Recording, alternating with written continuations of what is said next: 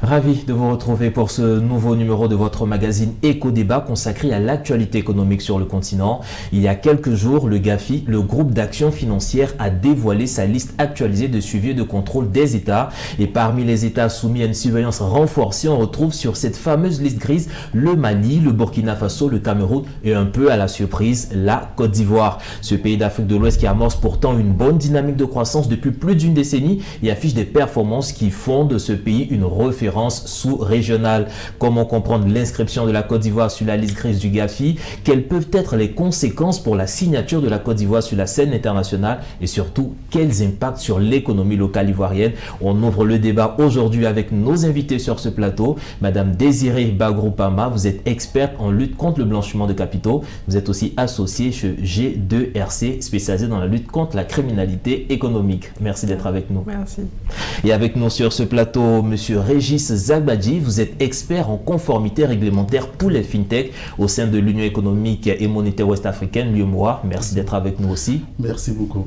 Alors, d'entrée de jeu, avant même d'ouvrir le débat, essayons de comprendre un peu c'est quoi le GAFI et cette fameuse liste grise, c'est quoi?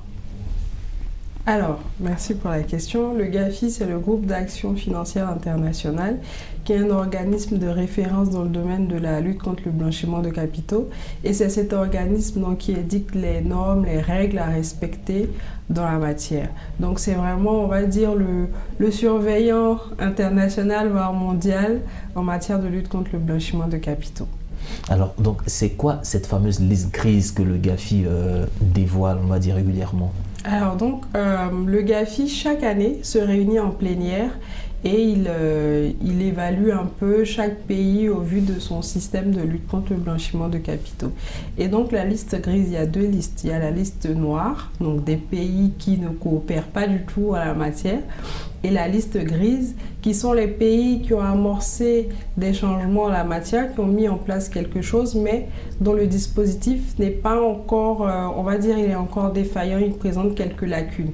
Et c'est en ce sens-là que la Côte d'Ivoire a été inscrite sur cette liste. Alors, comment est-ce que, je ne pourrais pas dire comment cette liste est constituée, mais les normes, sur quel point, sur quels indicateurs le GAFI travaille pour pouvoir constituer ces listes? Comment le processus est établi? D'accord, donc merci beaucoup. Comme Mme Bagrou l'a dit, donc le GAFI, c'est d'abord une organisation mondiale. Donc aujourd'hui, on a plus de 200 pays et juridictions qui coopèrent avec le GAFI. Et donc, quand elle fait des évaluations, elle va regarder deux éléments importants. Principalement, l'efficacité du dispositif de lutte contre le blanchiment du pays en question. Et puis, elle va aussi regarder sa conformité technique. Donc, sur le premier point, c'est est-ce que ce que vous avez mis en place pour lutter contre le blanchiment des capitaux, le financement du terrorisme, est-ce qu'il est effectif? Est-ce qu'il est efficient? Est-ce qu'il marche correctement?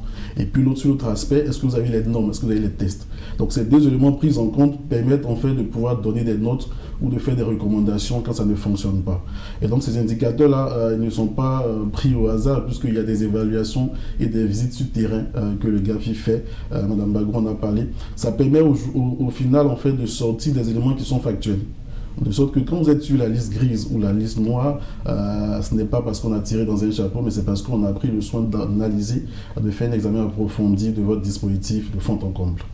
Mais justement, quand on regarde cela avant même d'arriver au cas de la Côte d'Ivoire, c'est vrai qu'on a beaucoup parlé de la Côte d'Ivoire, mais est-ce que c'est seulement les États qui sont concernés par ces évaluations dans le processus que le GAFI met en place?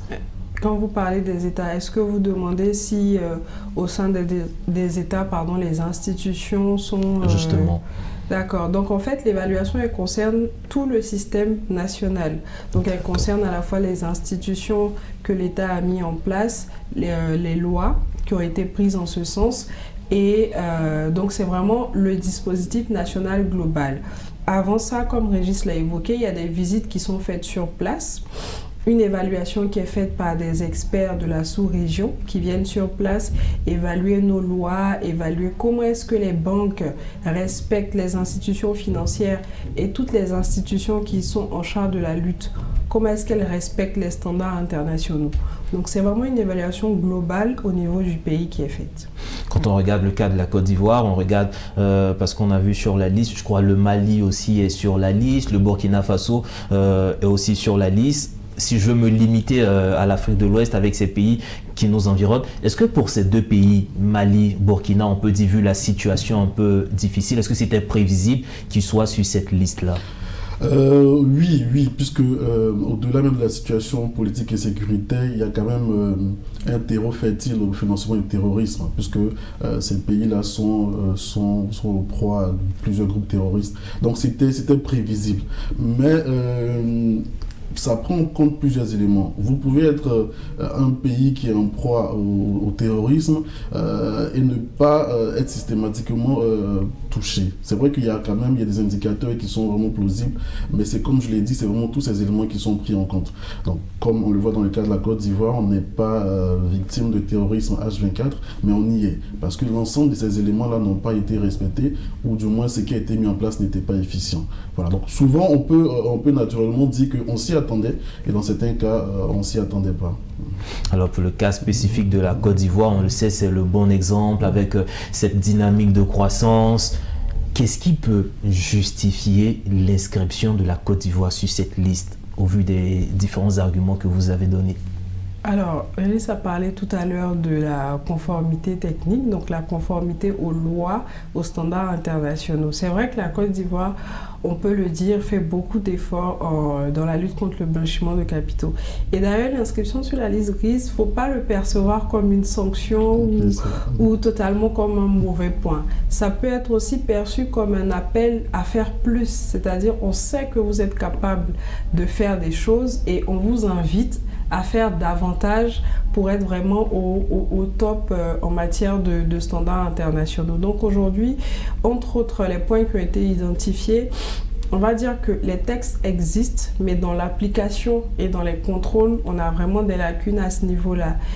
Ils ont estimé également qu'on ne prend pas assez de sanctions ciblées dans les problématiques de blanchiment de capitaux et financement du terrorisme. Donc on peut dire que c'est vraiment... on a amorcé les choses, maintenant il faut être beaucoup plus rigoureux, beaucoup plus strict dans leur application et dans leur suivi. Donc je pense que c'est surtout ça la raison pour laquelle on se retrouve sur cette liste-là. Alors, mais vous dites être beaucoup plus strict. On a vu ici en Côte d'Ivoire, il y a eu en tout cas des cas de drogue qui se sont passés autres, mais on a vu en tout cas tout l'arsenal que la Côte d'Ivoire a eu justement à déployer, la transparence dans la gestion de ces dossiers-là. Est-ce que ça ne devait pas suffire, bon je ne peux pas dire suffire, mais militer en faveur, éviter que la Côte d'Ivoire soit dans cette situation? Je pense que ça milite, sinon on serait sur la liste grise, la liste noire je dirais. Si ça ne militait pas, on serait sur la liste la plus sombre. Donc aujourd'hui ça milite, parce que depuis 2013, il y a quand même un effort juridique, un effort dans l'arsenal, dans le cadre juridique et réglementaire qui a été fait. Là on a implémenté dans notre dispositif la directive de lutte contre le blanchiment au niveau UEMOA, qui est sortie en fin d'année 2023. Donc on fait beaucoup de choses. La Côte d'Ivoire est vraiment un bon élève.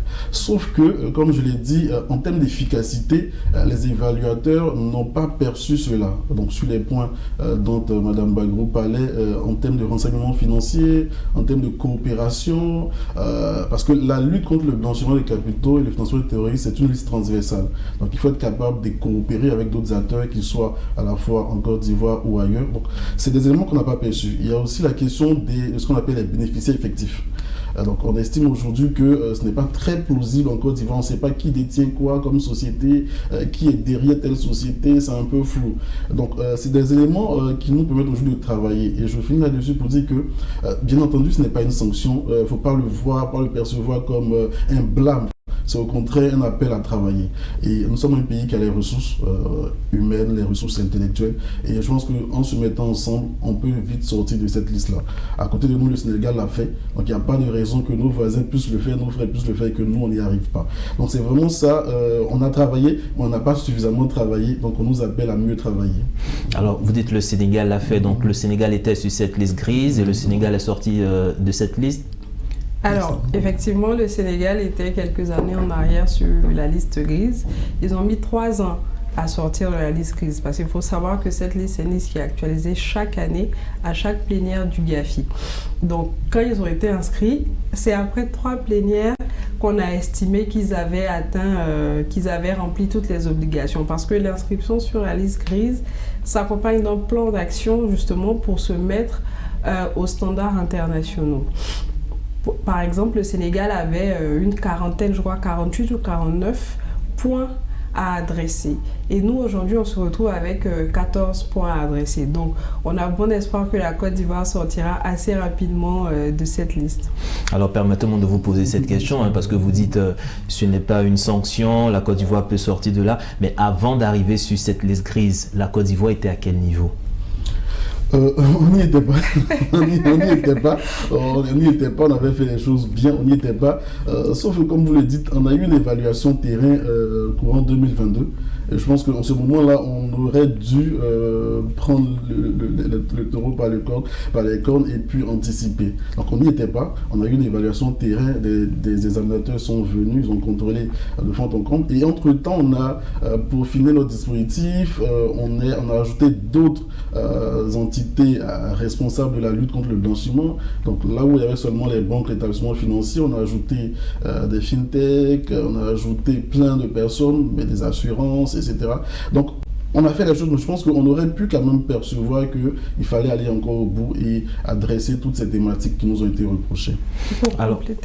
Pour compléter sur ce que M. Zagbadi a dit, effectivement, en 2022, on a eu l'équipe d'évaluation parce qu'en fait, l'inscription sur la liste grise, c'est tout un processus. Il y a plusieurs étapes d'évaluation. Donc, on a eu l'évaluation sur le terrain des pairs, on les appelle les pairs, donc c'est des experts internationaux ou des pays de la sous-région qui sont venus évaluer. À ce moment-là, quand ils ont sorti le rapport en 2023, on avait 89 points à adresser. Et donc, entre leur évaluation et aujourd'hui, on s'est retrouvé à 14. Donc, on a travaillé. Un gros travail qui a été fait. Voilà, on n'est pas... donc, il n'y a pas vraiment grand-chose à faire. On va dire qu'on est plutôt sur la bonne voie à ce niveau-là. Sur la bonne voie, mais en termes, on va dire, de perception, d'image, quand le grand public entend ça, on se dit il y a quelque chose qui ne va pas. Est-ce que derrière, en termes d'image, de réputation pour la signature de la Côte d'Ivoire, est-ce que cette cette inscription sur la liste grise peut avoir des impacts? Oui, à la fois des impacts directs et indirects. C'est vrai que quand on dit que vous êtes une liste, qui d'ailleurs est une liste grise, en termes d'image, ça ne sonne pas bien. Donc cela peut freiner certains partenaires, certaines contreparties. Mais ce qui est intéressant dans cette inscription sur la liste grise, c'est que l'entité elle-même qui émet, donc le GAFI, précise que ce n'est pas une sanction. Donc déjà, quand on vous met sur la liste grise, le GAFI précise que ce n'est pas une sanction. C'est une recommandation à faire mieux en termes de régime de lutte contre le blanchiment. Donc c'est un bon point pour la Côte d'Ivoire qui n'est pas perçu comme un pays sanctionné. Deuxièmement, c'est que ça va amener les entités qui accomplissent en fait au quotidien le travail d'État, puisque la lutte contre le blanchiment, c'est du ressort de l'État, mais l'État le partage en griffe avec d'autres entités qu'on appelle les institutions financières. Ces institutions financières vont travailler davantage pour faire en sorte que les points qui ont été listés puissent être corrigés. Pour les populations au quotidien, c'est vraiment perçue, mais indirectement, puisque elle ne travaille pas au quotidien avec le GAFI. Ce qui va leur parler, c'est est-ce que l'institution financière dans laquelle j'ai mon argent, par exemple, a mis les choses bien. Et là-dessus, les entités financières sont en train de rassurer pour dire que le dispositif est là, on a fait les choses, on est en train de les corriger et tout est parfait. Donc, il y a à la fois un impact direct pour l'État et puis un impact direct, mais ce n'est pas perçu en termes de gravité comme étant une sanction. Donc il y a quand même pas matière à se blâmer ou à se décourager. Alors ça, on va dire, c'est au niveau macro, c'est les États, mais je veux dire, cette sanction aussi, il y a ce côté perception, mais au niveau même des populations que vous avez évoqué tout à l'heure, est-ce que cette mesure aura un impact direct sur les populations?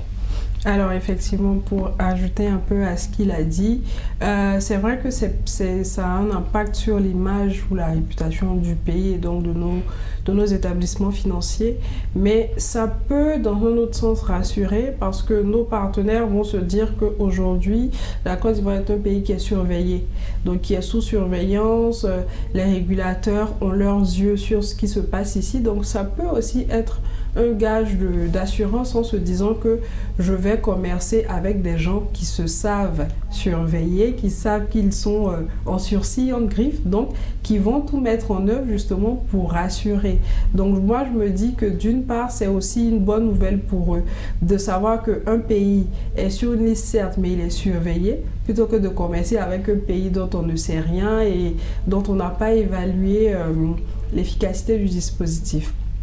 Alors, pour en revenir aux populations, comme on a dit, au niveau de la liste grise, on a les établissements financiers donc, qui participent à la lutte contre le blanchiment de capitaux. On a l'État, donc qui vont mettre en œuvre des mesures pour pouvoir se sortir de cette liste-là. Et ça va se répercuter au niveau de leurs transactions. Parce que comme on a dit, il y aura une surveillance beaucoup plus accrue des transactions. On nous a demandé également, comme M. Zagwadi l'a évoqué, d'identifier les bénéficiaires effectifs. C'est-à-dire, moi, je crée mon entreprise.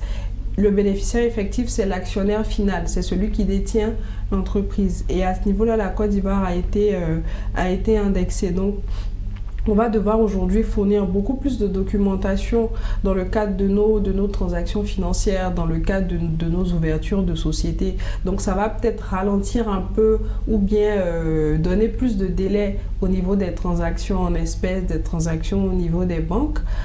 Peut-être pour certaines vont peut-être augmenter les frais parce que se mettre en conformité aux standards internationaux, ça demande des moyens. Il faut investir dans les ressources, dans les formations du personnel.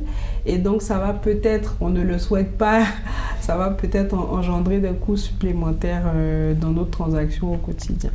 Alors, justement, dans ce cadre-là, comment est-ce que les autorités devraient venir vers la population pour leur expliquer si jamais de tels impacts pourraient arriver? Quelle initiative peut être déployée dans ce sens? Alors, c'est de la sensibilisation, c'est vraiment de la sensibilisation parce que quand on parle de lutte contre le blanchiment de capitaux, il y a les professions qu'on dit assujetties, donc les établissements financiers, certaines professions juridiques et tout, qui ont des obligations, donc c'est elles qui sont vraiment en première ligne, mais le citoyen lambda n'est pas concerné, on ne vient pas lui dire comme ça, va lutter contre le blanchiment de capitaux. Donc il faut vraiment que l'État, donc nos autorités puissent vraiment sensibiliser sur la participation que peut avoir chaque citoyen dans ce phénomène et puis donc toujours porter le message, expliquer en quoi ça consiste, expliquer ce qui est attendu de chacun d'entre nous et puis voilà. Exactement, là-dessus, c'est vraiment beaucoup de sensibilisation et beaucoup de communication, d'autant plus que c'est quand même un enjeu national. Donc il faut sensibiliser le citoyen, l'utilisateur, qu'il soit client ou simple client occasionnel, il faut le sensibiliser, lui faire comprendre que compte tenu de ce contexte-là, en termes d'ouverture de compte, en termes de connaissance du client qu'il est, la paperasse pourrait s'allonger, pourrait se rallonger et être encore plus épaisse. Donc une fois qu'il est sensibilisé, il va travailler. Maintenant, il aura plus un regard de vigilance dans ce qu'il fait. C'est vrai qu'il n'est pas directement concerné, mais il peut être aussi une passerelle en fait pour ce qui nous est reproché en termes de dispositifs, en termes de blanchiment. Donc la sensibilisation va de pair avec son attitude de vigilance qu'il pourrait avoir pour que la Côte d'Ivoire puisse sortir le plus tôt rapidement, le plus tôt de cette liste-là. Alors je reste avec vous parce que vous êtes expert en matière de tout ce qui est FinTech. Est-ce que vous pensez que, je ne peux pas dire les PME, mais les entrepreneurs dans ce secteur, les initiatives au niveau des FinTech, il y aura une répercussion sur ces activités-là? Il y aura une certaine révision de la conformité aussi au niveau de ces activités? Évidemment. C'est vrai que l'inscription même du thème FinTech dans une loi qui parle de blanchiment est assez récente. Donc là, dans la directive, l'ordonnance de 2023, on a le mot FinTech, entreprise de finances technologiques. Donc ça va impliquer une revue de la conformité pour celles qui en avaient. Pour celles qui n'en avaient pas, ça va les obliger à prendre la pleine mesure de l'enjeu et à se mettre en conformité. Ça va aussi demander, comme Mme Bagrou l'a dit, une hausse de quelques tarifs parce que les fintech viennent en fait pour disrupter un marché, donc pour casser un marché, pour le rendre le plus accessible. Donc si la conformité qui par essence coûte de l'argent puisqu'il faut des ressources techniques et humaines, ça va engendrer certaines fois un peu de frais. Voilà. Donc il y a cet ensemble de mesures, cet ensemble de remises en question qui va se faire et les fintechs aujourd'hui sont conscientes qu'elles ont leur rôle à jouer dans cette inclusion financière. D'ailleurs, c'est parce qu'on veut permettre à tout le monde, à nos populations en Côte d'Ivoire, dans la zone UEMOA, d'avoir accès à des produits financiers, qu'on offre plusieurs services qui souvent sont des terreaux fertiles au blanchiment de capitaux et financement de terrorisme. Donc aujourd'hui, les fintechs sont conscientes et elles savent qu'elles doivent se mettre vraiment en ordre de bataille pour pouvoir sortir le plus tôt de cette liste grise-là. Et faire le maximum de choses à faire. Alors 14 points pour permettre à la Côte d'Ivoire de passer à un stade beaucoup plus apaisé, plus serein. Dans ces 14 points sur lesquels la Côte d'Ivoire doit travailler, selon vous, où est-ce que la Côte d'Ivoire doit mettre les priorités? Est-ce que dans ces points-là, il y a des priorités selon vous? Bien sûr. Alors, ce qu'il faut savoir, c'est qu'en Côte d'Ivoire, en matière de lutte contre le blanchiment de capitaux, on a ce qu'on appelle les professions assujetties. Donc, on a bien sûr les institutions financières, banques, microfinances, compagnies d'assurance, mais on a toute une panoplie de professions assujetties qui ont des obligations, mais qui sont assez méconnues. Donc, on a les professions juridiques, les avocats, les notaires, les experts comptables. On a d'autres professions beaucoup plus surprenantes comme les sociétés de gardiennage, les hôtels, les agences de voyage, les agents sportifs, les casinos, les sociétés de jeux et vraiment toute une panoplie d'établissements comme ça qu'on fréquente au quotidien mais qui sont assujettis à la lutte contre le blanchiment de capitaux. Donc vraiment la priorité aujourd'hui au niveau national, c'est que toutes ces professions qui sont identifiées puissent d'abord connaître leurs obligations et les mettre en place. Alors au premier rang desquels, on a ce qu'on appelle la connaissance client, c'est-à-dire je vais dans une agence Western Union pour faire un envoi de 2 millions à mon fils ou à ma fille qui est à l'étranger ou à un de mes partenaires à l'international. Quand je vais faire cette transaction, le prestataire de transfert d'argent doit pouvoir m'identifier, donc prendre des informations sur mon identité, savoir ce que je fais comme activité et connaître la provenance de l'argent que j'envoie. Donc il y a déjà ce petit griffe travail-là d'identification, de connaissance client à faire. Et ça concerne toutes les professions assujetties dont j'ai cité quelques-unes. Ensuite, il faut pouvoir conserver les documents qui ont servi aux transactions afin que plus tard, s'il y a un problème, on puisse récupérer ces informations et pouvoir tracer la transaction. Donc, on a déjà un gros travail à faire au niveau de l'identification des clients, de la traçabilité des opérations, de la conservation des documents et, comme on a dit, identifier les bénéficiaires effectifs. Ça, c'est pour les sociétés, donc savoir qui est le patron ou le propriétaire final de l'entreprise avec laquelle je commerce. On a parlé de renforcer les lois, on a parlé aussi des sanctions beaucoup plus ciblées, beaucoup plus rigoureuses dans ce sens-là. Donc, c'est vraiment pour moi les mesures prioritaires à prendre pour toutes les professions assujetties. Les mesures prioritaires sur les professions assujetties. Là, je me retourne vers vous. Cette fois-ci, un message. Est-ce que si vous avez un appel à lancer vraiment aux populations, à tous ceux qui nous suivent sur Midi 1, c'est vrai qu'on parle aujourd'hui du cas d'Abidjan en Côte d'Ivoire, mais il y a aussi Lagos, le Nigeria qui est sur cette liste. On a Bamako, le Mali, on a Ouagadougou au Burkina Faso. Quel message lancer à l'endroit de ces populations pour leur permettre en griffe de savoir ce qui se passe et de les impliquer dans cette lutte contre le blanchiment de capitaux? Le message, c'est un message de collaboration et de vigilance.